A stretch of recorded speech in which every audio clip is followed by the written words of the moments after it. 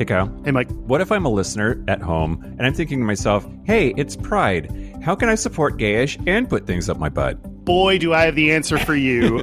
Orchid Toys, orchidtoys.com. They are a super LGBT and female-centric adult toy store, and it's the best way to get things up your butt this month. Yeah, absolutely. And they're giving you 10% off if you use the code gayish at checkout. And there are a lot of sex toy companies out there that are not queer-friendly, that are not queer-owned, and we feel really good about supporting this particular organization. Yeah, and they donate a portion to charity. They call it Come for a Cause. You don't have to spell come on this one because it's the right way. Never has buying yourself a dildo felt so good for your heart. Go to orchidtoys.com and use the code gayish at checkout to get your 10% off and for us to get some money too. Oh, well, yeah. And it'll only cost you 90% of the money, but you'll get 100% of the dildo. When you know that you are queer, but your favorite drink is beer, that's gayish. You can bottom without stopping, but you can't stand going shopping, that's gayish. Oh, gayish, you're probably gayish. Well, life's just too short for narrow stereotypes, so it's gayish. We're also gayish. It's gayish with Mike and Kyle. Hello, everyone in the podcast universe. This is gayish. The podcast. Gayish. I'm Mike. The podcast. I'm Mike Johnson. Gayish presents. Oh, God. A podcast. I'm Kyle Getz. And we're here to bridge the gap between sexuality and actuality. And today, we're going to talk about... not foreskin. we had many ideas. We were going to talk to a gay and a non-gay, James and Dan, and we had many ideas, one of which was talking about foreskin. I mean, I might ask about foreskin just in general, but we're not talking about that. We're talking about allies and being allies and doing ally stuff. We're talking about ally stuff. Hashtag just ally stuff. Yep. But first, great. Here comes some news. Oh shit! I was supposed to be quiet so we could play the theme song. Shut your mouth hole. It's time for your ear holes. News the first. So, do you know who Scott Lively is? Blake's older brother? Perhaps. Although I'm gonna guess that he's maybe got a different political stance then. Let's start the rumor that Blake Lively is a rabid homophobe. That'd be great. Scott Lively is a fairly well-known homophobic Massachusetts-based pastor. And he actually has been fairly involved in like the criminalization of homosexuality in Uganda. Wow. That whole thing. He has quite the following. In the 90s, he created a proposed measure to prohibit all governments in Oregon from using money or property to promote, encourage, or facilitate homosexuality. He wrote the book The Pink Swastika, which blames gay people for the Holocaust. He's just a real fucking winner. Have we apologized yet for the Holocaust? Yeah, right. I feel like I might have forgotten to do that. I think we're still doing our apology tour for hurricanes. Oh, yeah. He earlier this year, he claimed that God removed Donald Trump from office because he wasn't homophobic enough. Anyway, he has this article in which he claims that the Q in LGBTQ stands for recruits, but recruits spelled with a Q, REQRUITS. Wait, hold on. That's the right face. I have at least 3 problems with that. Yep. Okay. I mean, why not? Yep. He says that Q is the most offensive to MAGA patriots of all stripes because the Q stands for questioning. It means that it designates a category that best describes a prime candidate for recruitment into the LGBT army. Ooh. Yeah. No, we don't like the army. Yeah, well, but we do like army boys. That's true. Yeah. Why isn't that our topic? I don't know. Let's do that one. Okay, great. Hey, army. Hey, guests. Hey. You showed up to talk about this, but it's going to be Army foreskin. Not. God, that would absolutely be our number one most downloaded if we did Army foreskin. Absolutely, no doubt in my mind. Our marketing department loves that idea. Okay, what are we talking about? Homophobe? Just Scott Lively and his total misunderstanding of the way the alphabet works is really all I wanted to get out of that. Is just I think that there is this really dangerous idea that LGBT are out there to try to change people, recruit people. Which I thought that we were kind of done with that. Like, that was such a big talking point in the past. I thought we were kind of like, we all moved on from that. And instead we, stole the rainbow or what, I thought we were onto new different talking points, but. Yep. Nope. This one is pretty persistent. And I think it makes sense, right? Like in a world where you're supposed to have an all loving God who knows everything and is all powerful, it must be a decision to be perverted, right? So they desperately need to cling to the idea that if it's something you can decide to be, then it's something you can convince other people to be as well, and we're trying. A lot like Christianity. Exactly. Exactly. I mean, I've seen, this is something other people say, like, we are not the ones that go door to door trying to convince you to change. Like, that's literally religion. Like, that's what they do. Yep, absolutely. Okay, news the second. Great. So this is actually a very confusing story. So last night at the Wilton Manors, Florida Pride Parade, one person is dead and two injured because a pickup truck plowed into pedestrians at the Pride Parade. Now, the reason that it's confusing is because the truck driver appeared in a gay men's chorus t-shirt and was part of the parade. His truck was all gussied up and like in line to be part of the parade. So some people are reporting that it was a terrorist attack, that he clearly was trying to injure people there at the parade. Perhaps even Debbie Wasserman Schultz, who's a congresswoman from that part of Florida, who was right in front of this at this part of the parade in the lineup. Other people are saying that it was absolutely not deliberate, that he is part of the community and that his truck did something crazy with like his foot slipped onto the accelerator or who knows. So it's a developing story, but I think at the very least what we can say is that there was an accident and a tragedy yesterday at Pride in Florida. This is just north of Fort Lauderdale, if that matters, like geography wise. It's one of those communities that we've talked about before that's like crazy gay. Oh, really? Yeah. Anyway, the parade had just begun, and we saw people. This is a quote from the mayor. The parade had just begun, and we saw people lining up and ready to move, and all of a sudden, this white pickup truck dashed right through the crowd, barely missing Congresswoman Wasserman Schultz's car by inches, and smashed through a gate. The FBI is investigating all possibilities, but has not said whether they believe the incident was intentional or not. Wow, that's scary. Yeah.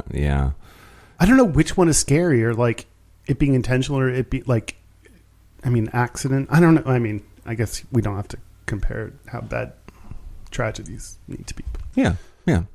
Anyway, if there's more on that story, this developing story, Kyle. We'll keep our finger on the pulse of this developing story. News the last? Yeah. I love this one, and I hope I don't cry.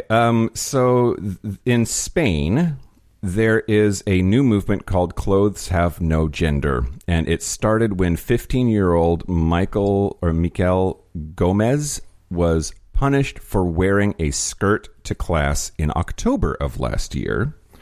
And in a now viral TikTok video, he explained that he wore the skirt to challenge gender norms and support women's liberation, but was promptly pulled out of class and taken to a psychologist who grilled him on whether he identified as a woman. And so his video sparked a nationwide protest. There were hundreds of boys started turning up to school wearing skirts on the 4th of November. 4th of November, they now call Wear a Skirt to School Day. Oh. Anyway, the new part of the story is that these three male teachers in Spain are wearing skirts to class every single day, and open defiance of their bosses and in support for these gender bending kids. Jose Piñas is a math teacher. I think he's the hot one. He decided to follow the student's example and wear a skirt to school himself. Quote, 20 years ago, I suffered persecution and insults for my sexual orientation in the institute where I am now a teacher, he wrote on social media. Is he gay? Is he gay? Oh. Many teachers, they looked the other way. I want to join the cause of the student, Miguel, who has been expelled and sent to the psychologist for going to class with a skirt. And apparently it's growing. According to El País, the newspaper, Manuel Ortega and Borja Veluquez, who teach in Valladolid. Anyway. No, I want you to read this whole story in Spanish. I know. It's very difficult for me. I'm just... I'm a little sunburnt, so maybe that'll help. I don't know. Anyway, according to El País, they started wearing skirts every day of the month of May to support a student in their school. And I just think it's great. I just love the idea of like, fuck you, we're all wearing skirts. Yeah. Dick bags, deal with it. Yeah. What are you going to do? Kill all of us or whatever? And it's really heartwarming too to see the social media posts of these like full on dude teachers in front of a chalkboard with math or whatever the fuck, like wearing a skirt. Yeah. It's really adorable, and I really liked it. Yeah. I want you to say more Spanish names. No. I'm sorry. Do you mean no? No. Okay. Speaking. Oh, what? That's the news. Okay. Wow. Actually, before we move on, we can't open the mail today because we're going to have guests on, and that's going to take too long. So we absolutely have to do this right now because I'm so super duper excited about it. I'm mostly because I want to show fucking Dan, and I'm real happy. Dan, can you give me that box that's at the bottom of that pile underneath of that hat? Yeah. Okay. I don't need to be here for this. I know what's in here. Yeah, I am preempting this. Yes, Dan. I would like. So I got drunk and opened this, and then I got so excited about it. I showed Kyle last night at a birthday party that we were having for a friend of ours, and this is my new favorite thing that's ever been sent to the show, and that's why we have to do it right now. Wow. Just got this box with this framed picture in it. Tell me what you see. Oh my god, it's a holodeck. It's like a beautiful illustration of a holodeck orgy. Yep. With Riker in like full like man spread, big dick energy, but his genitals are like blurred out. With no bottom. Worf is he like might be the bottom. naked sitting on the bed but like covering his penises. Yep. Picard and Counselor Troy are sort of sidled up together. Beverly is laying kind of at the head of the bed with a smile because she probably doesn't know how to have sex either. Yeah. Data's standing in the background smirking, and Chief O'Brien is in the doorway walking into the holodeck looking like he just stumbled upon this and is horrified. Yep. Cartoon holodeck orgy porn from the next generation. This is so good. It's fantastic. It will hang up in the studio forever, no matter what Kyle says. It should be on the wall that Kyle has to look at. Well, okay. Thank you, Keenan McLean. I am so fucking happy with this. I appreciate it. I want to know more about, like, did you commission that, or did you draw this, or is this a pre-existing thing that is available for? I'm just interested in how this came to be in our possession from start to finish. My biggest question is, yes, how many of them are holograms? Oh, and whose program is this? Yeah, I want to believe that they're all real. But then why the holodeck? Because just for a bed big enough for all of them. Yeah. So Chief O'Brien can catch them in the act and be mad that he wasn't invited. I don't know. Anyway, that's as much mail as we're going to get to this episode. Speaking of other people that send us stuff exist in a holodeck, I don't know. I want to thank the following Patreon members: Sarah Austing, which sounds that's not Miss Talk. That is not. I don't think that's Miss Talk. Sarah Austing. You just have a name very similar to someone we've had on the show. So explain yourself. Yeah.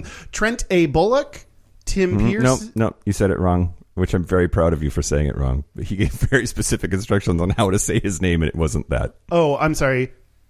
Trent Bullock. Bullock. He said "Ock" as in cock, not "ick" as in dick. Great. No, I just wanted to say that because I loved that. I don't care about you, Trent. Love you. Okay, Tim Pearson.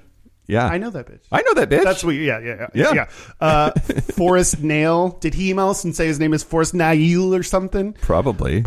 And Joshua Daniels. Can't fuck that up if I tried.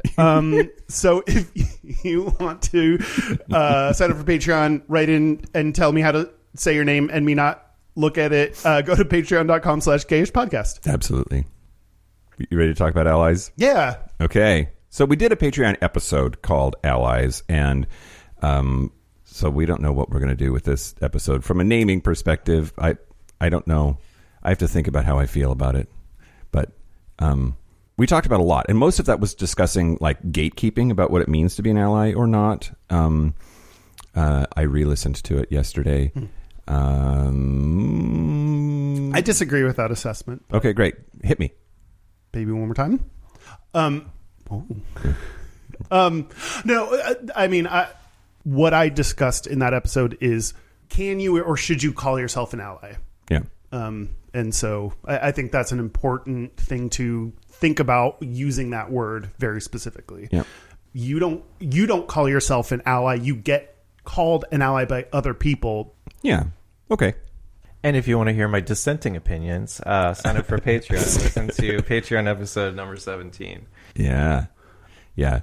I mean, I think part of what emerged, re-listening to it, part of what emerged for me is just that the word ally, I think, is a now ambiguous term, right? Like there are a lot of events where we talk about LGBTQ people and allies, which is a better label than calling them normies because they're non-queer people that showed up to a queer event. But that label gets blanket applied to just showing up to an event. Do people call them normies? That's what I want to start calling them. Oh, I like that. I really like that. The way you said it made me think that was like already a thing. But then there's also the term of ally of like an activist, like a non-queer activist or a non-black activist in that space. But we use the same word for both camps, and I think that's sort of part of where the conflict enters. But yeah, I think in general, what we were trying to get people to avoid, and we're going to talk to some folks about it here in a second, is just don't do nothing but call yourself an ally and provide no other value than saying it. Like you need to show up for the queer community in some way, whether that's your time, your voice, your money, whatever it is. You can't just say, "Oh yeah, I'm an ally," and then like not do anything more than give yourself that label. Yeah. I think it is something you should be specific and thoughtful about, and it's really interesting. Like something like corporations during Pride, it's like one of those things that can be like, it's great that there's rainbow shit everywhere. Like that's a good thing. And also it sucks that they take our money and not actually support us. So it's like one of those things that can be both, like it can be both useful if you declare yourself as an ally, because then you're saying publicly that you're supporting, you know, if people are not supportive, they see that. And then also it's kind of shitty if you just are using that and not actually doing anything, like, you know. Yep. So, absolutely. Yeah. We are going to have a gay and a non-gay on it in just a little bit. A gay and a non-gay, known British gay and non-gay folks. Known British podcasters. We actually we've been. This is a highly anticipated episode. At least it is for me. Like we've been talking to them and hanging out and like meaning to collab for a really long time, and we're finally getting the opportunity to. Yeah. And so just the one thing that I looked up is Pew Research says that in terms of support for LGBT marriage, same-sex marriage, 72% in U.S. support same-sex marriage, and in the UK, 86% of British people support it. Great. So they're better allies than we are. I mean, that just proves what I think is always true, that like if you want to know where the United States is going to be in 20 years, look at Europe. So like we're just always behind. Yeah. And I don't know, man. So yeah, we're gonna be back with them. We're gonna take for you. It'll be mere seconds. Yeah. We're gonna take a break, and when we come back, we will have James and Dan from A Gay and a Non-Gay on, and we're gonna roast the shit out of Dan for being the only straight guy I think we've had on the show the whole year. Oh God. Lucky him. Yeah. It's gonna be a three-way gangbang. Don't. Nothing says allyship like a three-way gang. Let's take a break. Yeah, let's take a break. This is the part where Mike and Kyle take a break. They say that the future is female, but Mike, I disagree. I think the present is female. And what do women like more than the opinion of two dudes? Okay, there is a brand new canned wine brand that is female first. The industry is so heavy male, which is awesome to change the industry, change the culture for wine. Bev has 5 varietals. There's Rosé, there's Sauv Blanc, There's Rosé. There's Pinot Gris. There's Rosé. There's Pinot Noir. Then there's Rosé. And a sparkling white wine, Bev Glitz. It ships straight to your door, so you don't have to move. There is also the newest, most fabulous member of the Bev fam called Glam, a sparkling rosé. Through the end of Pride Month, Bev has teamed up with Way Out and is donating all Glam sales up to $10,000 to support Way Out's youth center initiatives in locations across the country. You can learn more about that on Bev's website, drinkbev.com. And use our code /gayish to get 20% off your first order. So drinkbev, DRINK, as in drink, BEV, as in Bev. I'm so glad I broke that down for you. That made it easier. .com /gayish. You'll get 20% off your first purchase. Hey, Kyle. Hey, Mike. It's Pride. It is. I went to the bar the other night, and that was really nerve-wracking. And now that Pride is coming up, I'm even more anxious about, emerging from the cocoon of COVID and seeing people and stuff. So many feelings during Pride Month already. Body image issues, happiness, sadness, family issues. There's so much going on. How can I help myself be good? I say all the time, everyone should be in therapy, always, for every reason. Absolutely.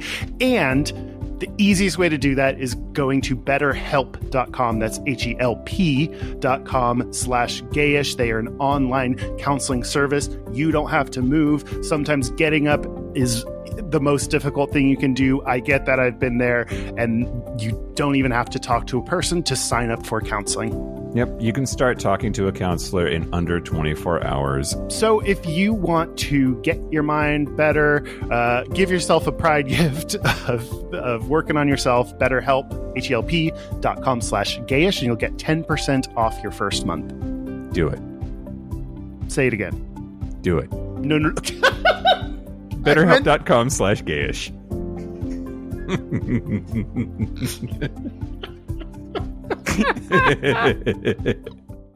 So are we back? We're back. We're back. We are here with the UK's #1 LGBT podcast, James Barr and his friend. Shade. From Gay and Non-Gay, and Dan Hudson. I guess I'll say your name too. Welcome. You know what, though? Hi. That's funny because actually I think that you guys are more like Dan than you are maybe me, because I'm like full gay and you're just gay-ish, whereas Dan is like non-gay and you're a bit non-gay too. Interesting. Yeah, like if we ranked ourselves on a spectrum. Yeah, I'm definitely not a Kinsey 6 or whatever, because I was married to a lady for a while. The two of you might be the two ends. This Right? is it. Well, we did the Kinsey scale on our podcast, and my result was 100% straight. He faked it though. I think he lied about the answers. No, I didn't, and I was amazed that was the result. Actually, not that it's obviously not very scientific, but I did think it would be a little bit gay, but it wasn't at all. So Okay, this is actually good. We're talking about allies. And so Dan, this is 3 gay dudes during Pride Month are really going to focus in on the ally experience. What is that like for you to be very straight? How does that feel? what? Just generally in life? Just how do you? Yeah. It's great. Yeah. Straight is great, guys. Did you not get the memo? Yeah, it's good. Do you have that shirt in your merch store? Straight is great. Yeah. We should actually, as long as all profits went to an LGBTQ plus charity. I think ironically it should that be would like be funny. Straight pride Oh man. charity would be great.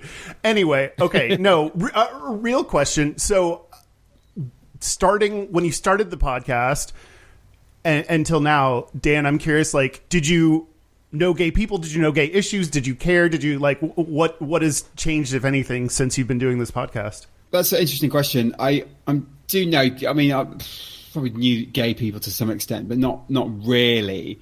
And the friends that of mine that are gay or LGBT, I've sort of forgotten that they were because they're not really like James, if that makes sense. They're like gay-ish. They're like gay-ish, yeah. They bang blokes, but they don't love Britney. Like my friend Andy, who's married to a guy. I just forget that all the time. I just forget he's gay all the time. It's so weird. So people like that, obviously, I was aware that I had gay people in my life, but not the kind of person like James, I suppose, who I'd be friends with. And I guess I had like a cursory knowledge of the base level that it's not that great to be gay for many reasons. Tell me about it. Like, I'm obviously aware that like it's not safe sometimes to walk down the street holding hands and that kind of thing. Yeah. Was obviously aware of that, but I'm not sure I necessarily knew like the extent to that and the extent of things like shame and how people grow up like not being able to be themselves. And it all makes sense when somebody tells you, but I guess I never really thought about it like that until we started doing the podcast. Yeah. I'm interested in sort of the geography aspect here too. Like you both are in the UK, and I think Americans think that y'all are 20 years ahead of us in terms of gay rights and gay acceptance. But then sometimes I hear the reverse, that the Americans are sort of ahead in that regard, at least culturally. That there's still sort of a taboo, don't speak of sex or sexuality in especially British culture. I don't know. Can you weigh in? What's your perception of like the divide across the pond? That's such a good question, and it's really, I feel emotional having to think about an answer. We just did this amazing interview with Dustin Lance Black for our 250th episode. You guys are nearly at 250, right? Yeah, almost. And yeah, so we were super happy about that. And Dustin was talking about this exact issue, and he is basically saying the UK is in danger of going backwards. And I strongly agree. And I think we've got some really dodgy politics right now. We seem to be rolling back progressive laws protecting our trans people. There's a real evil rhetoric and anti-trans feminist vibe in the UK at the minute, especially in the press, and it just keeps getting worse. And honestly, I don't know what to do about it because the UK has been like forever this like beacon, or I'm told it's like a beacon of hope for LGBT people across the world. But yeah, it feels delicate. And Dustin was saying we can never stop fighting because once we've earned that right to be ourselves, like we have to continue every day to make sure we keep that, because it's just so easy. It's so easily taken away. It's so fragile. Yeah. So I don't know. I wouldn't say you were 20 years behind. I'd say parts of America are, just like parts of the UK are. There's a lot of parts of the UK that are definitely 20 years behind. I think in any big major city, things are probably equal across the UK and the US. I think like London, Seattle are pretty similar. But then there's pockets of homophobia everywhere, right? Yeah. Speaking of Seattle, Dan came to one of our live shows very early on, which was great. When are you going to come visit? What, when is James going to come? Yeah, James, when are you going to come visit? Oh, I'm sorry. I thought you meant Dan. I thought you were missing Dan. No, I've already done it, James. That too. We are missing Dan. You're welcome back anytime. I am desperate. I'm desperate to visit that side of America. I've never been to Seattle. I really want to go to Portland. It feels really... It doesn't... Yeah, is it... I would say, is it like more open? Because Portland is like the capital of polyamory, right? Yeah, yep. So I've never it feels heard like that. It feels like really progressive in that part of America, and I'm desperate to go. Yeah, a lot of people call it the left coast rather than West Coast because I love that. The politics are more liberal and I mean, the fact that before we started recording, you had to ask me for consent to record. Yeah. That's amazing. But we do not have that. We don't have consent for recording in this country. We barely have consent for sex. So. Yeah. Consent is just like, oh, I swiped you on Grindr. So like, what? I thought we were doing it. Yeah, we don't ask people that come on the podcast if we can record them. If we can record the video, we just do it. To be fair, most Yeah. people don't, even if it's the law, but Mike likes to follow laws. yeah.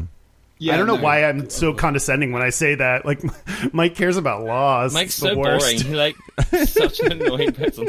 Bless you, Mike. What is your talking about? Like, U.S. What is your stereotypes of gay Americans? Do you have like? I want to know like what shitty things you think about us because that's fun. God. Oh, that's a really interesting. Well, Dan, do you have like gay American stereotypes? No, I don't know. I don't know if I do really. Oh, really? While you answer, I'm just going to close my bedroom door because my dog is home for the first time in 2 weeks and he's barking. Aw. My dog. This happens every time we record, by the way.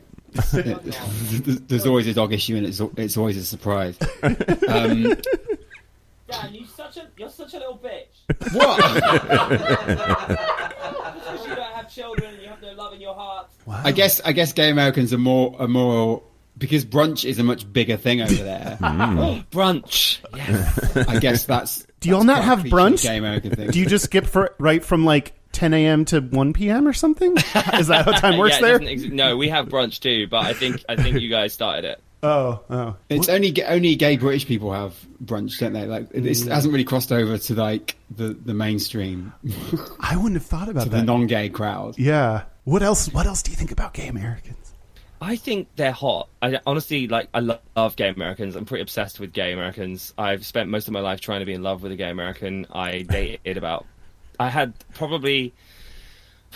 about 4 or 5 long distance gay relationships with Americans. Wow. That You didn't really go are? well. Oh, God. I really tried. Like, I had a guy in LA. I had a guy in New York. I've had like 2 guys in New York. I've had a guy in. You have Mo's in different area codes.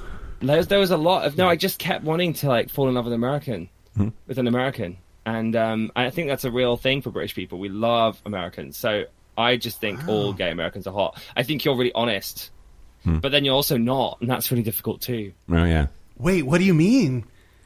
Well, I find that the gay... what do I mean by that?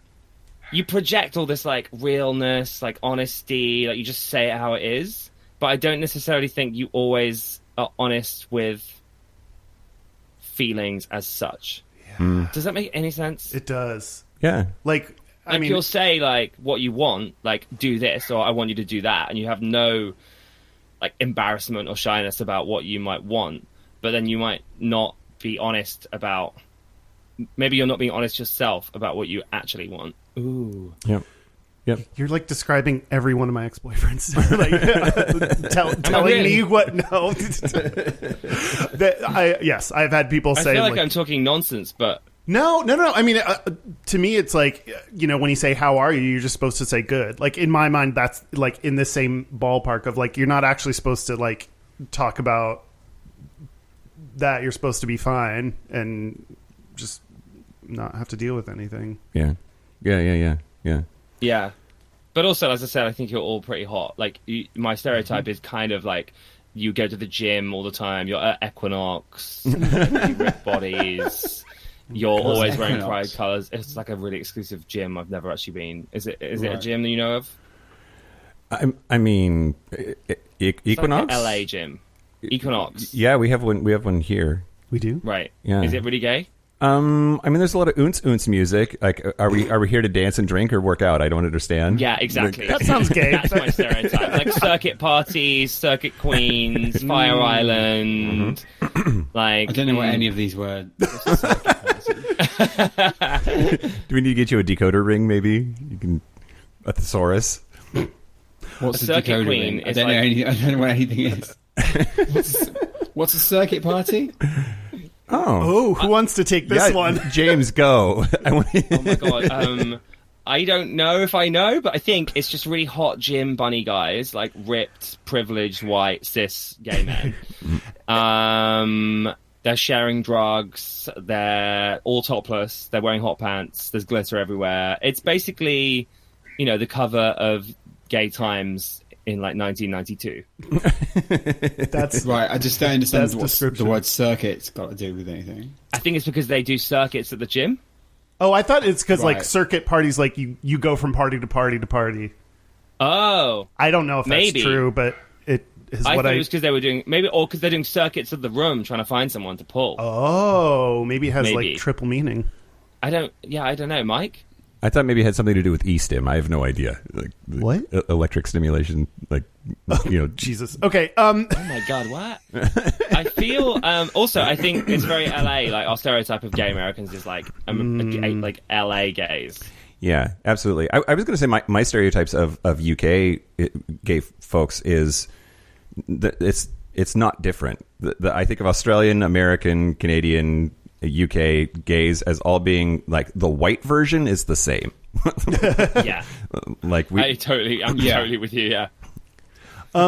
Wait, I want to go back to Dan not knowing anything that we're talking about. You on your show do things Dan cannot say, where you get to exist in your safe space, Dan. And I want to know. I feel like even in Dan's safest of spaces, that James, you might sometimes still judge him in his safe space. So, Oh, really? right. I mean, Dan, you can tell me how safe you feel in your safe space. I was curious if there's anything you still haven't asked because you're worried that even in your safe space, you couldn't ask it because you didn't feel like you should. Well, I'm sure during things Dan can't say, James probably gets offended or thinks that I've crossed the line in some way, but it just doesn't express that. So that's probably happened quite a few times. Have you, James? I want to really dig into your relationship here, so that when we post about this episode, Are we turning you on? Like, is that what's happening? always. I think no. I don't know. I mean, actually, when we've done live shows, we normally like talk about what things Dan can't say is going to be beforehand, just so we've got like a heads up on what it is. And it's really a collaborative process. But yeah, absolutely, crosses the line. I think it's more just like Dan asking, do all gay men look at other dicks in the bathroom? Like, do I look at another man's dick when I'm peeing? Right now. That's an innocent question, but how do I tell him the truth? Because I don't want to break his heart. I don't want to break his little non-gay heart. I don't want to be. I don't want to be honest with him. Also, if I say yes, we all look at everyone's dicks, right? Then I look like a predator. So, and it's creepy. But I probably think maybe like 80% of gay men do that, right? Do you guys look at other men's penises if you're at a stall? I mean, this probably says a lot about me, and I find other men's penises in public spaces terrifying. Like, I will absolutely 100% avoid just even like maybe almost too much. Like, it's awkward how very much I don't. Like, just stare at the ceiling. In the bathroom. Yeah, I'm worried. Like, if I seem like I'm checking someone out, that I'll get beat up by them. Like, I like very much keep my eyes focused on like my own business and my own dick. Okay, that's interesting. But you're right, to be honest. Like, yeah, I'm terrified as well. I don't know why.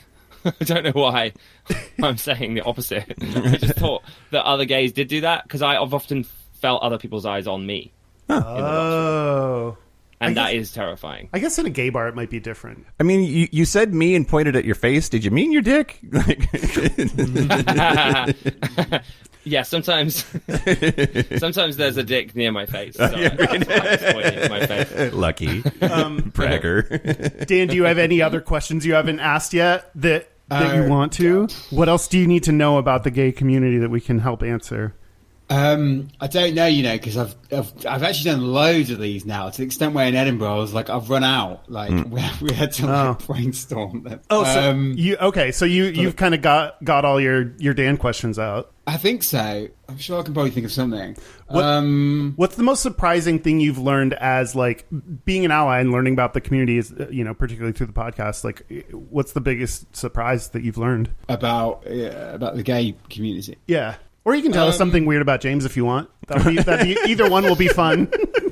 I think the whole concept of like shame I find quite inherently fascinating because I just don't obviously have it like in any way. So I find that inherently fascinating that it seems to exist in almost every gay person that I've come across. And I just find that really, really interesting. Just that you would have these thoughts in the back of your head all the time that you're not good enough and that you're like a sin, your existence is this, and I guess that would be it. Because it's just so alien to me because I just can't even imagine feeling like that. You heard it here first. Dan called gay people aliens. Oh my god. Well, it's alien to me. That doesn't mean. I know. No, I just need to take things out of context to promote the episode. I do that all the time. Right. I think that's interesting because I think there's like surface level things that you would learn, like what does this term mean? What does this orientation mean? But like that is a deeper level of understanding that I wish more people understood. And that's like a nuanced thing that you could, I wish more people understood in that level of depth, that kind of nuance about what it's like being gay. So it's really interesting. Yeah, absolutely. I find it interesting on the flip, though, that he doesn't have any shame. I find that insane. I can't understand living a life where you don't wake up every morning thinking that you are an abomination. Yeah. The thoughts of like self-hate that we have when we look in the mirror every day, and the concern about like holding our partner's hand, and even like ordering coffee has been frightening for me at times. Why? Because I don't want to. Because if I order like a sugar-free vanilla skinny latte, are they going to know I'm gay? Oh, especially when I say iced at the end of it, like they're going to know. And so that can be quite a terrifying experience. Now I've worked through it, but it's a moment in my life where I noticed it and I was like, oh my God, like I've got shame about ordering a fucking coffee. Yeah. I'm like scared to order a coffee in a Starbucks in central London. And that's not because someone's going to beat me up necessarily, but it's because I think I deserve to be beaten up because I've got this like shame inside of me that has been put on me from everyone else. And actually that's the thing that Dan and I have sort of figured out whilst talking about it. It's like, it's not something we're born with, and it's not actually our fucking problem. It's given to us by straight people or homophobic people or religious people. Like, it's actually their shame. It's not ours. So have it back because we don't need it. Yeah. Oh, Yeah, that's another thing that's interesting actually that I've learned since doing this podcast and just talking to James off air about things is the idea that other people put their shit on you. That never ever occurred to me. Like I just thought some people were dickheads and there just wasn't really anything more to it than that. Do you know what I mean? Like, oh, it's just a generic dickhead, so he's angry or whatever. But I guess because James has done therapy or whatever, he's like he's able to see that the X person is projecting their feelings onto somebody else, and I just never thought about that before. I just thought some people were twats, and that was that. Whereas now I'm like, oh, I wonder what's going on there. I wonder why that person acts like that, because it's almost never going to be what I thought it was. Yeah, like it's always going to be, oh yeah, that person is probably gay themselves, and that's why they're homophobic, or that person. Yeah. That's definitely something. Yeah, I think I'm interested in that. I wonder if that. I wonder if I have a higher power on that because of therapy. But the reason I've done that is because of the shame, right? So whenever anyone is mean to me, I automatically assume it's my fault and that I'm an awful person and that I deserve it. So I've worked through that and figured out, no, that's actually them. Like they just have a lot of issues and they're sort of putting it on me. And actually, I think that's the problem with people that don't understand LGBTQ plus people. Also, it's like you are afraid because you don't know who you are. This is my therapy right now. This is very useful. You're welcome. You can send me a bill. I've been thinking a lot about eye contact lately and how my knee-jerk reaction, even in a queer space, even when I know like 90+% of the people in this room are also gay, if I make eye contact with somebody and I am not like mentally prepared to hold it, I will immediately turn away. And that's all about shame of being discovered as showing interest. Like when you're in the closet, any indication that you might be gay is this massive threat to your safety, or at least it feels like that. And making eye contact, your face might say, I'm interested, and therefore that's very dangerous, and it has to be stopped immediately. And I have worked really hard to fight just that very impulse. I can't, it's so knee-jerk reaction immediate that it's taken. That's what my therapist is working on, y'all. Oh my God, though. I mean, that's so true. Do you just stare at your therapist in the eyes like for an hour, or like how do you? She's not that hot. It doesn't help. That's probably a good thing. You do not want to have sex with your therapist. Right, I don't recommend that. Excuse me. But that sounds so hot. Maybe I do. Oh, maybe. Yeah, that's really interesting. There's I'm The not sure sex with your therapist. Oh no, sorry. The whole thing about not wanting to look in someone's eyes because you're worried they'll discover you, and your podcast being about stereotypes and stuff. I think that's potentially why, and I haven't really ever worked this out. That's potentially why I lean into the stereotype more about being gay, because I feel sort of safe then, and everyone will know, so that they don't ask me, and I don't get put in an awkward position. Yeah. And also, it just means that other gay people know I'm gay, so I with strength in numbers. Yeah. There's an interesting, You know what I mean? yeah. Absolutely. There's definitely there are going to be pros and cons to either side, but I am a little bit envious. I feel like I'm getting gayer and doing more outwardly gay things as I get older, but being very outwardly gay is there's some kind of power to that you're I don't care if you know, and I'm gonna be this person, and I think that's really cool. It's activism, isn't it, really? Yeah. If you're camp. I think people mistake it for being just feminine, but as well as that, I think it is activism, because you're not straight passing. It's not easy for you to just pretend you're straight. You're literally fully gay all the time. Yeah. I mean, it's exhausting, but also it's it's important for our community. It's exhausting. Okay, other things that Dan, you're not supposed to say is there a difficult part about being an ally that we wouldn't expect?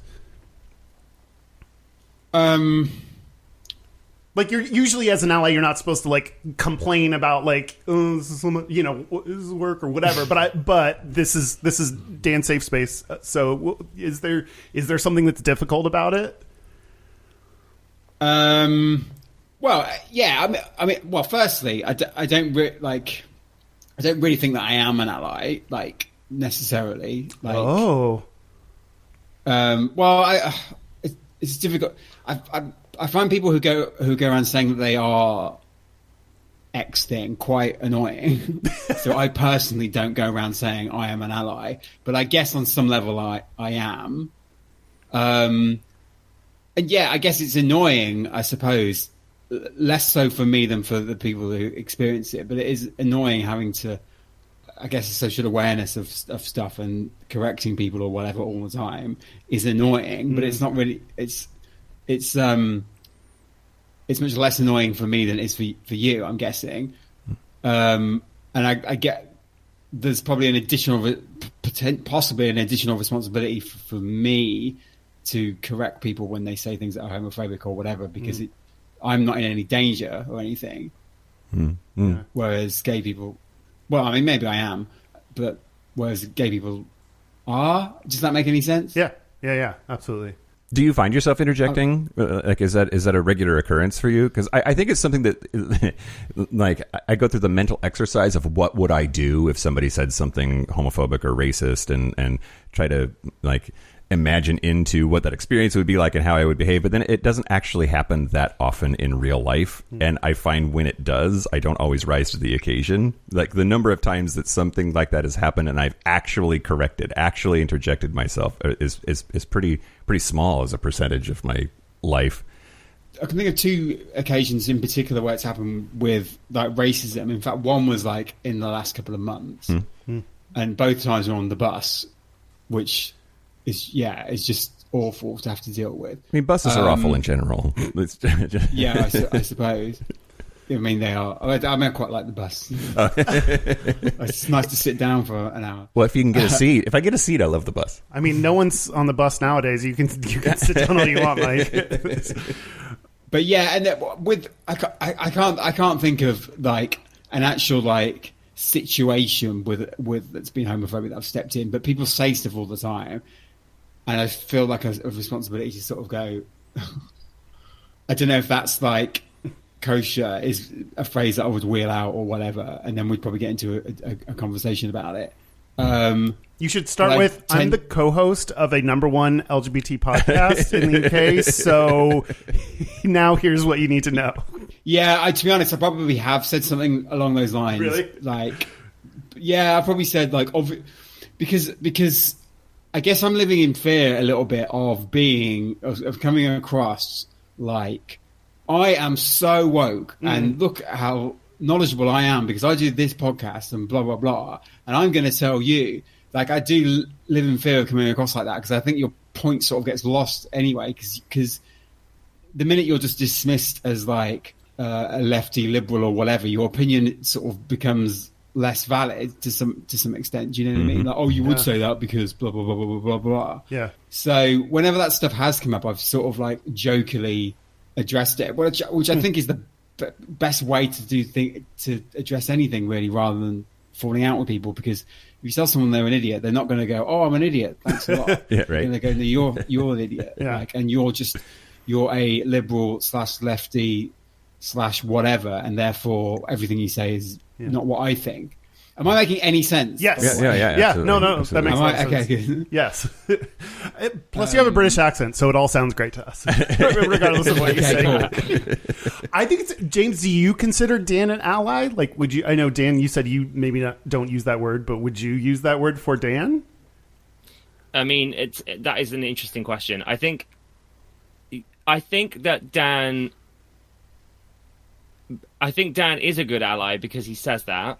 But I also think he needs to sort of come out as an ally because it's kind of annoying hearing him say he's not an ally all the time. Because I'm like, oh, well, are you not? Like, why the fuck are you hosting this podcast? So, like, I do understand it. And I think he's right to say it because if you stood up and you were like, I'm an ally, like, it makes you look like a dick. And it's like, well, saying is one thing, but doing it is another. But Dan is doing it because he's hosting this podcast and he's learning and he's telling the world about it. So, I mean, that is what more can you possibly do? Yeah, but because I get a benefit out of it, it's sort of irrelevant, isn't it? Like, if I was in Uganda, that'd be different. Like, but I think because like I benefit from doing this, so it's a relevant. I mean, yes, some good comes out of it, of course, but I'm not like doing it out of the goodness of my heart. Whereas if I were, then I think I probably could say I'm an ally. Do you know what I mean? Like, look at me, I'm in Uganda, like teaching people about gay stuff. I think that would make me an ally. But I don't know. I think that would make you an activist. Well, yeah, but they're not the same thing. I don't know. I mean, you probably have listeners in Uganda. It's like you might not be there and in danger, but you're probably still moving the needle in whatever small way in that country. What do you guys think? Do you think that you can identify as an ally? And if you're benefiting from being an ally, in the case of Dan here, where he's saying that he hosts a podcast, and I don't know what benefit he's really getting. He's spending a lot of his time on it. Yeah, what are you really getting out of this? Like, I'm not entirely sure what he's actually getting. No, true. Well, we'll get 2 award nominations. Yeah, but like, British Podcast Awards. Do you feel like that makes you an ally? Like, where's the line? What do you guys think? We talked about this before. Like, I don't use the word ally for myself for other issues or causes because I feel like that's something that other people should call me if I am doing it. And I think Dan, I'm like in that same camp of like to walk around and like say, hey everyone, I'm an ally. Like instead of that, I can say, here's the issue that I'm addressing and like more do it rather than say it. But I mean, yeah, I think like there's some degree of person that is totally fine. Like I would consider you an ally because like, even if you're benefiting off of the podcast, like that's fine. Like you're still like learning and talking about stuff and opening up, and I don't know, you're friends with James. That's kind of ally-ish. I don't know. Yeah, I think you're right. I think you've worded it really well, Dan, actually. Like, Carl's right. Like, it's not for you. You were both right. It's not for you to identify as an ally. Like, I wouldn't say I was an ally to black people, but I want to do everything I can to raise their voices. Yeah. And talk about the injustice that they face. Yeah. So, I don't know.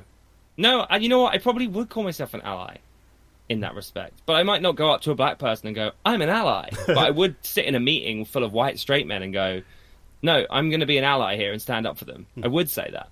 Yeah, I think you can word it like that. I wrote an article for James made me do it for the Metro, which is the British version of USA Today, basically. So it's really, really tabloidy. And I didn't want to do it, but James made me do it. And it went through so many back and forths with the Metro because they wanted to tabloidize it. Do you have that word, tabloid? Yeah. Oh, yeah. Although I'm not sure if that's a very loaded term here. That means like this rag is barely worth the cost. Why am I so turned on by everything you just said? Loaded. I heard cum rag, but I don't know if that's what you said. What? It's not exactly that low. It's a bar above, I think. It's more like a bar above, like clickbait. the National Enquirer or whatever. Yeah. Anyway, look, we went through so many back and forths with the paper to the point where I was like, I don't know if this is just going on and on and on, because they were like, why don't you say it like this? And I was like, no, I can't say it like that because that is me being like, look at me, blah blah blah. And in the end, like what we settled on, I think was. I'm a straight person. This is how I learned to be an ally, I think was the headline. And I was happy with that. Because it's not me saying, look at me, I'm an ally. I don't think they quite understood that. And I think they were like, oh my God, I wish we never agreed to this because it was just going back and forth and back and forth and back and forth. But I was really happy that in the end that James had made me do it, and that I think what I wrote was good, with a lot of help, because not only was it going back and forth between me and the paper, but I was also going to James and Talia, like, can I say this? Can I say this? Can I say this? Yeah. Like it was. But that's what being an ally is. It's like checking in with the community that you're standing up for and making sure you're saying the right thing. And the reason I made Dan write that article is because we shouldn't have to constantly fight our own battles. We need our allies as well, right? True, but I'm not necessarily having that conversation because I'm like, obviously I do want to get the language right, but also like for the sake of that. But also I'm like, I don't want to deal with a load of abuse from people. Do you know what I mean? Telling me that I'm a dickhead or whatever. I think there is a level of when you're an ally of it's not just about like not wanting to claim ownership of the word, but it seems like what you're describing is like always wanting to work harder. Like there's always more I can do. And I think that's a sign of a ally is like, there's more I could be doing, or, you know, am I doing all the right things? There's like almost a level of questioning yourself that I think should be inherent to being an ally. Right. Sure. Yeah. I mean, there's always more that everyone could be doing for all sorts of causes. Yeah. And I think having an awareness of that is like, I don't know whether you guys agree or not, but I think having an awareness, like, even if you're doing nothing about it, I think having an awareness that, like, for example, climate change is happening is infinitely better than, even if you're making the problem worse, I think having an awareness that the problem is there is infinitely better than not, if that makes sense. Yeah. That is like, even though you can't see it visibly, that is like sometimes the biggest step to get through is like, I understand and realize it. Just getting to that point, then you can, you know, do stuff. But if you don't even believe in climate change, like that, like to get past that point, it's like that's a lot of work. Yeah. A quick pivot before we wrap up and go to a break. I'm curious to know. I wanted to touch on briefly. Okay, I really just want to say how much I fucking hate Taylor Swift, and this is my opportunity to do that. Amazing. But talking about performative allyship and how, you know, there are people who are really claiming that title for themselves and then really not doing fuck all for the community except capitalizing on it. And I very much feel like that's what she has done on a number of occasions. But I want to ask, like, in the celebrity space, who you might nominate as like best and worst allies. I think performative ally awards should be like a thing. That would be incredible. That's definitely amazing. It's not something I've thought about. Like, I see it every day, but I've never really sat down and kind of thought about it. But I think that's the fear Dan has about being an ally, that you've exactly nailed it right there. Yeah. And I can tell you this, Dan, you are definitely nothing. You're not Taylor Swift. The two of you are very Don't different. worry. I can confirm. Don't worry. There's a lot different about the two of you. Well, Taylor Swift's probably in there. I think it took her a long time to come out as an ally and do anything, to say the right thing. I think she was probably really scared of her red state fan base. Yeah. I'm very glad that she has taken the step to be an ally. And we've talked about this a lot, haven't we, Dan? It's like, yes, she might not be doing anything, but at least she said that she is. And therefore that is a big difference, because that means that loads of people in red states who love her are going, oh, okay, Taylor Swift thinks it's okay to vote for Biden. So, like, what's the deal? Like, maybe I can, or maybe like... So I think it does help to change minds. Not to let off the hook, but I think in the country music sphere, it's particularly difficult for somebody to come out as LGBT, isn't it? Like, didn't Carrie Underwood come out as a vegetarian? And, like, never heard the end of it. Like, Really? I didn't know that. Maybe her people covered it up after she came out yeah, about quite it. possibly. I bet they did, yeah. I'm a vegetarian ally, so like I'm not. I'm not a safe space for. But no, it's fine.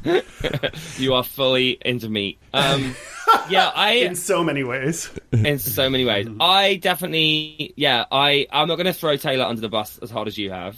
yeah, I just hate her. It's fine. But I do completely agree with what you're saying. You need to calm down. I get it. You need to calm down, huh? From what I understand, a lot of male country singers are gay, and it's just not even considered that they could come out. Oh, the Bradley Cooper effect. Ooh. Why Right. is he gay? Is he? So my supposedly. yeah Because he hung out with Lady Gaga, or because he's actually... Yes, Lady Gaga made him gay for sure. I mean, anyone that spends enough time with her, I think. Anyway, I mean, right? You know what, though? That's a moment, right? Lady Gaga is fucking fierce. Like, she's a better gay man and a better LGBTQ plus person than so many. She is an activist and an ally. And Well, she's also Taylor bi. Swift is literally... Yeah, like... Oh, right. Is she? Yeah. Oh, my God. Why did I not know that? although it's a good question. Do you have to be under the Alphabet Mafia umbrella to count as an ally? Can you be bi and an ally, or do those camps cancel each other out? I mean, I think they might cancel each other out, don't they? I don't know. I do think, like, in the past, maybe... No, they don't. They don't, because I'm an ally to trans people. That's like, what... I think they're... I'm like on it constantly. I get so angry and upset all the time. I'm like tweeting it. I don't know. Now I'm self-conscious that I just call myself an ally. Yeah, I know. No, I mean, that's the... Yeah, no, I think especially being LGBT on, like, other minority groups, it is, like, there's so many different types of people and orientations and relationship. Like, there's so much in there that, yeah, I think you can be LGBT and then also have to be an ally to other LGBT people that are not, Definitely. your identity. So who are we going to give our awards to in the Performative Ally Awards? Well, it sounds like Taylor Swift is nominated. I think we all were... Who else is, like, performative? Lady Boris Gaga's the Johnson. best, I think. Boris Johnson. Oh! Now we're just talking about... Okay, I wanted to, like, slam more people, but that's fine. No, No, that's go a on. Boris Johnson is a really good shout from Dan, because he protests to be this, like, ally to gay people, and yet Yeah. he's just the worst human being. Donald Trump held up an upside down pride flag once, so like maybe And gay we'll, Republicans same. were like, look, someone Right. wrote in marker LGBT on it or something. It was like, this is the dumbest. Yeah. They got the letters in the right order. At least that's one thing. Not everyone. Hey, you gotta give them the imagine credit where it's due. Like, imagine if he had the American flag upside down, right. like God. Yeah. Rage Against the Machine style. Like, Well, no, but can the you thing is, imagine? he could and would get away with it. Like He can yeah, hold a yeah, Bible upside down. Yeah. Like, apparently that's fine. I don't know why nothing sticks to that fucking guy. He's the worst. Hey, sorry. You can wear This- trousers backwards, and that's right. I love Right? that so much. I have not in the past zoomed in on Donald Trump's crotch so hard as I did then. That's horrible. It was a weird. That's like conversion therapy. I was like, I like became straight for like several seconds. Gross. Great. Okay. I think we're gonna take a break. Yeah, we're running out of time, so we're going to take a break, and when we get back, we'll talk about how good we did. Yeah. Oh, fun. Let's take a break. Let's take a break. This is the part where Mike and Kyle take a break. Did you know that 1 in some number of LGBTQ people struggle with mental health? I didn't look up the numbers, but it's more than it should be. And especially during Pride Month, where we are so focused on our community, we thought this would be a good time to make sure everyone knows about the Trevor Project. Yeah, the Trevor Project is the world's largest suicide prevention and crisis intervention organization for LGBTQ young people. Like Kyle was saying, suicide is the second leading cause of death among young people, and LGBTQ youth are more than 4 times more likely to attempt suicide than their straight peers. Oh, you have the stats. Okay, good. This is good. Yeah. LGBTQ youth from highly rejecting families are 8 times more likely to attempt suicide than youth from accepting families, and up to 50% of all trans people have made a suicide attempt, many before the age of 25. That's wild. Yeah. We both love the Trevor Project. They're not paying us to do this. We just really love this organization. So if you need help, go to TRVR, so Trevor but shorter, trvr.org/get help. You'll see all the resources. You can text, which is awesome if you don't want to talk to someone, or you can call on their phone, or if you want to learn more about this organization and if you have the resources to donate, highly recommend it. Yeah, absolutely. Please donate to this very worthy cause during this very special month. If you need help, you deserve it. You may not know it. You may not feel it. I am telling you that you deserve it. And things are hard when you're queer, and when you're a queer kid in particular. So reach out. Yep.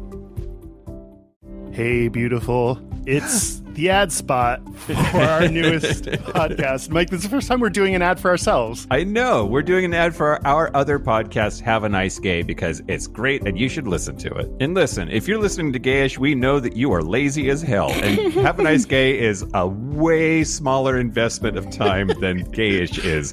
Every single episode is under 10 minutes and most of them are under 4. And imagine every single day getting to hear someone call you beautiful, because that's how we start every episode. Yep, and usually we sound like we believe it. It's safe for work. It's positive motivational. We talk about people, gay people from history, gay moments from history, our favorite gay quotes. We play games. We have motivational Mondays. There aren't that many gay things out there that are just talk about how awesome it is to be gay. And that's what this podcast will do. So please, we would very much enjoy it if you would listen and subscribe and do the 4 R's and all of that. Yeah, so, Have a Nice Gay on any of your podcasting apps. Listen to it. Have a nice gay, Kyle. Have a nice gay, Mike. So are we back? We're back. We're back. Woo! We're going to do our gays and straightest. We're going to do our gays and straightest, but first, a gay and a non-gay. Where can people find out more about you, see what you're up to, hear your show? Tell us all the things. Thank you so much for having us on, by the way, because it's been a long time coming. We've been like friends in the ether, but never actually like in the podcast world itself. So I'm super excited. Yeah, you can follow us on Instagram and Twitter and everywhere. It's at GayNonGay. And like you, we also have a listener group on Facebook, and we are also releasing episodes every Wednesday. So check us out. So currently our 250th episode is out, which is mad because it means 5 years. We've got Dusty and Lance Black on the podcast, which is amazing. In fact, this whole month we've had amazing guests on the podcast for Pride Month. So we've had Adele Roberts and Kate Holderness, who, for your American listeners, it's a Radio 1 presenter and her actress fiance, and they were amazing. It was the first couple on the podcast. We had William and Latrice Royale from RuPaul's Drag Race. Who else have we had? Franco James. Stevens. My favorite was Franco Stevens, who obviously founded Curve magazine, and obviously we had like the most amazing chat with Franco. It was so cool. So yeah, like check out this month. It's been really good. And aren't you doing a live show soon? Yes. And to your listeners in the UK, we're doing a big gay live show at Underbelly Festival in central London on Friday, the 10th of September, the night before Pride in London. And it's going to be so cool. You can get tickets from our website, gaynongay.com. We're going to have some iconic special guests. I wish you guys could come. Oh, yeah, we would love that. We're going to do a tour eventually, and we will perform live together someday, I promise you. Yes, we will. Yeah, that'd be amazing. Awesome. And if you can make it to London, we'll give you a free ticket, obviously. Okay, we got You'll that. give me a free ticket to London? 'Cause To then- the show and to the after party. If you know what I'm saying? Awesome. Well, our website is gayishpodcast.com. We are on lots of social media sites at Gayish Podcast. Our hotline, you can send us text messages or leave us voicemails, is 5855-GAYISH. That's 585-542-9474. Standard rate supply. Mike, you have me thinking about eye contact now, and I'm feeling very... It's like when you remember that Stop you looking at me. breathe. I can't, okay. Our email is gayishpodcast@gmail.com. And our physical mailing address is Post Office Box 19882, Seattle, Washington, 98109. Time for a gayest and straightest? Yeah. You want me to go first? It should be gayest and non-gayest. Oh, I like that. Yeah, we're going to do our gayest and non-gayest. Here we go. Yeah, you can go first, Mike. So the non-gayest thing about me this week, I had some friends in town and ended up going to dinner with them and a gay couple, and one of them brought his parents, and I was like, do I want to bang his mom? She was hot. It was like... I don't know how old this woman is, but she looked amazing. And the fact that I was like, I kind of think your mom's hot. Is that How was she? yeah, fine. Okay. And then the gayest thing about me this week was talking to his mom and bonding over how hot we think soccer players are.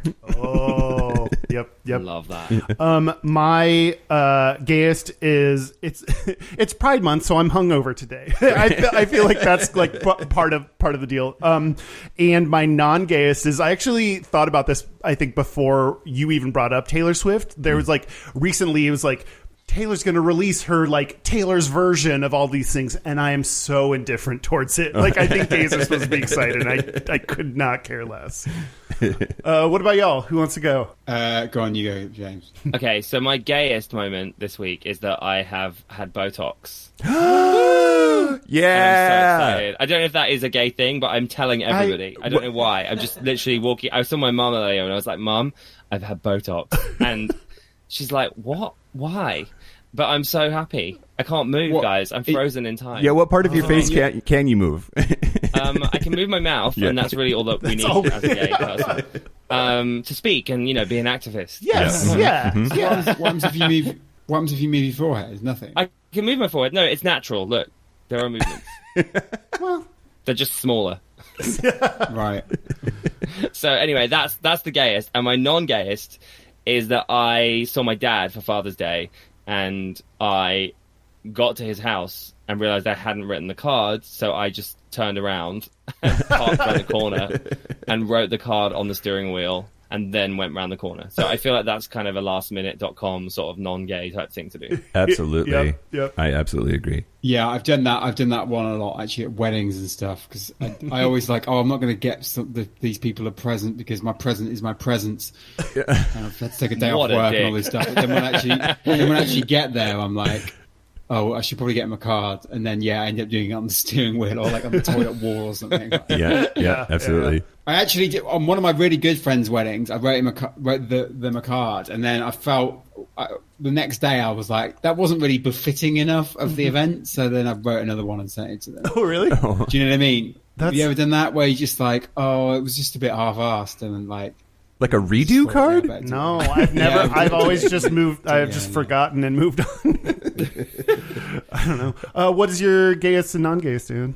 I guess my gayest is. So I do drink a lot of iced coffee these days, which I'm told is a Don't gay get me thing. started on this, guys. But I basically pay £15 a month, which is what, like $20 a month for this, like, basically for unlimited coffee from this chain of shops, of which there's like 6 all around where I work. You have an iced coffee subscription? Right? Yeah. He's completely appropriated iced coffee, guys. Yeah, we'll have to find something else to drink now. I know. What are we going to drink instead? All these straight people ruining our thing. I know. It's I've so had to good take- though. I've started taking CBD drinks now just to do something different. That would be good. Yeah. What about your non-gayest? So I don't know whether this is completely non-gay or not, but my girlfriend's supposed to be coming over in like 2 weeks, and I'm just like, so every day she's like, "Oh, we'll be there in 14 days or 13 days." Well, as it gets closer, and I'm like, "This isn't happening." Like, I just don't. I can't get over the fact that I just don't think it's going to happen because currently, like if it was today, it wouldn't be allowed. Yeah. But she's hoping that everything's going to be like, lifted by 2 weeks time or whatever. And I'm just like, I can't see that happening at all. Yeah. I don't know whether that's straight or not, but I think that James would probably say that was quite a straight thing to be like, I don't know, just to be like negative about it. Yeah, pessimism, I Really? think, is pretty straight. Oh, okay. Yeah. Is it pessimism or is it realism? I don't know. I guess we'll find out, won't we? Everyone thinks But they're I'm a good just- driver. Yeah, that's true. But also, So just, yeah, I you guess know, I guess that's mine. But I'm just like, I just can't see existing, it Dan, happening. like you're fully non-gay, so like you're always Just every day in the most life. non-gay. Every day, Yeah. right? Every minute. What was the last thing you did before you came on here? I made this gin, Oh, that's actually quite gay. No, that's which very I guess gay. is gay. I take it back. Basically, I was thinking, what can I have that will give me like a kick for like an hour or whatever, but then immediately send me to sleep when I'm I done. guess, yeah, gin. Either gin or like. And I guess gym would be that, right? Mother's Ruin. That's what we call it here Really? Oh, I've never. Wow. in Blighty. Because it ruins mums. I think there's some history there that I am not going to attempt to Right, recreate. okay. But yeah, it's something to do with like it being medicinal back in the day. Coming up on our next episode, gin. and why it is, I don't know. Or ruining moms. Oh, That would be an amazing episode. Someone's got to ruin them because it's not going to be the gays. Well, I've ruined James's mum a couple of times. Oh, Dan. man. Oh god. That's your non-gayest of the What? whole year. Oh, that Sorry, is sorry. vile. on that note, James and Dan from Gay and Non-Gay, thank you so much for being on. We really appreciate it. So glad that this finally happened. yeah. Loved it. Thank you so much. Yeah. No, thank you so much, guys. Hopefully we'll see you again in Seattle. Yeah, anytime. That's Please, okay. please. I want to thank our Super Cat Bridgers, Forrest Nail, Patrick Martin, Anonymous, Clinton Withers, Christopher Farrell, Jamie Pugh, Tipsy McStumbles, Thomas B, Dusty Sands, Chris Cacciatorians. He added an S. I don't know why. Jerome York and Sina Navi. Thank you. Thank you so much for your cash, y'all. The best thing about you is the money you give us. That's it. This has been Gayish from the Cian and Javi studio. I'm Mike Johnson. I'm Kyle Getz. Until next week, be Butch, be fabulous, be you. BUK. Ha! UK, get it. UK, Han. Do you know that song? Nope. No. But it's going to make the list Guys, now. It's from Drag Race UK, UK Han. Is it on Spotify? It's going on the list.